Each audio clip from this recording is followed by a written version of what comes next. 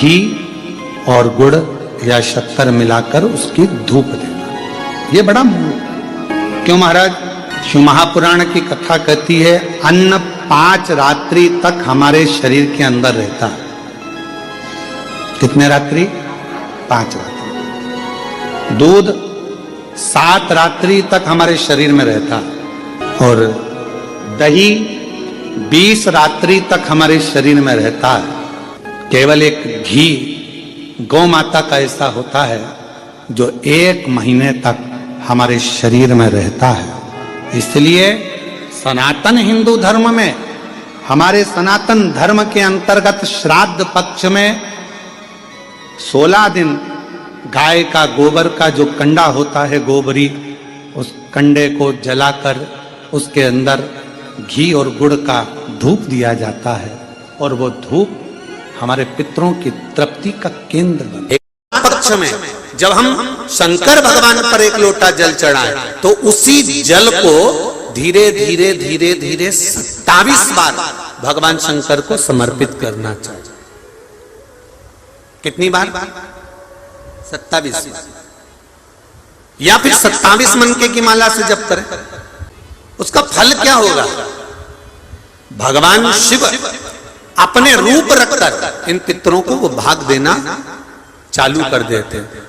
भूल से भी 16 श्राद्ध के 16 दिन में से एक दिन भी अगर हमने एक ही पानी का कलश, एक ही लोटा, ऐसा नहीं कि तुम्हें 27 बार पानी भर के चढ़ाना, लोटा एक ही है, कलश एक ही है और उसको धीरे धीरे धीरे धीरे कर 27 बार छोड़ दिया जाता है। तो शिव महापुराण की कथा कहती है कि अगर रोज हमारे पितरों को, रोज हमारे पूर्वजों को अगर हमने तर्पण भी नहीं किया है, जल भी नहीं दिया है और शंकर भगवान को 27 बार जल का भाग हम समर्पित करते हैं अपने पूर्वजों के लिए, तो हम नहीं भी दे पाए तो एक बार में पूरे 16 दिन का जल हम अपने पूर्वजों को प्रदान कर देते हैं। 5 स्थान बताए हैं। 2-5 मिनट में भी आपका ध्यान कितना केंद्रित होना चाहिए वो स्थान बता, कितना केंद्रित होना चाहिए। पहला, जिस समय पर तुम्हें समय मिले, तुमको लगे कि अब मेरे को भगवान को दीप लगाना, दिया लगाना, 5 स्थान पर तुम्हारे ध्यान की केंद्रता होना चाहिए। पहले नंबर पर दीप लगाते समय, जिस समय पर भगवान को आप लोग दीपक लगाते हैं, दिया लगाते हैं, किसी से चर्चा मत करो, फालतू की कोई बात नहीं होना चाहिए। दीप लगाना मतलब ज्योति को उत्पन्न करना और ज्योति को उत्पन्न करना मतलब ज्योतिर्लिंग को प्रकट करना।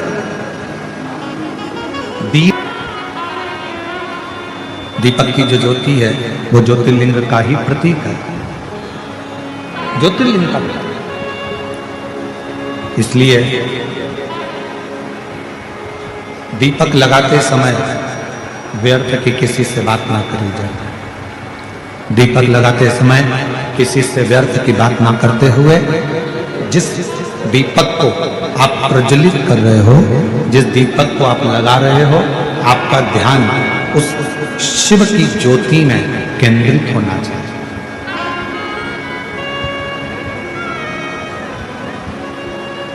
भगवान शंकर की ज्योति में आपका ध्यान केंद्रित, और शिव की ज्योति में जब आपका ध्यान केंद्रित होगा, भगवान शंकर की ज्योति में जब आपका ध्यान केंद्रित होगा, तब आप स्वयं भगवान शिव का साक्षीकरण 2 क्षण में करो।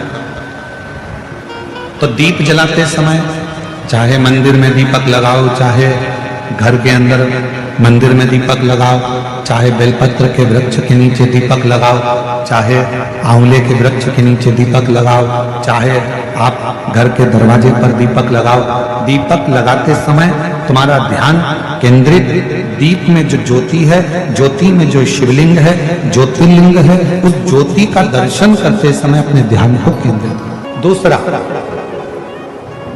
भगवान शंकर को, सूर्य नारायण भगवान को,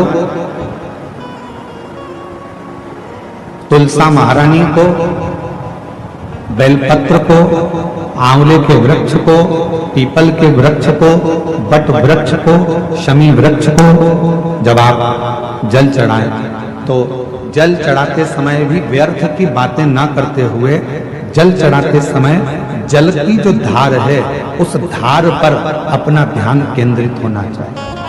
उस प्रेशर बड़ा प्रेशर, उस धार पर आपका जल की जो धार हो उस धार पर आपका ध्यान केंद्रित, दीपक की ज्योति पर आपका ध्यान केंद्रित हो, जल की धार पर आपका ध्यान केंद्रित हो। तीसरे नंबर पर कहा गया, तीसरा स्थान जो कहा गया, जब भगवान शंकर के मंदिर में, देवता के मंदिर में, देवालय में, शिवालय में जब आप भगवान को प्रणाम करने के लिए, नमन करने के लिए नीचे झुके हो, उस समय पर आपका ध्यान भगवान के चरणारविंद में केंद्रित होना चाहिए। ये तीसरे नंबर का स्थान है। ज्योति, ज्योति, जलधार, चरणारविंद को नमन करना तीसरा। और चौथा स्थान बताया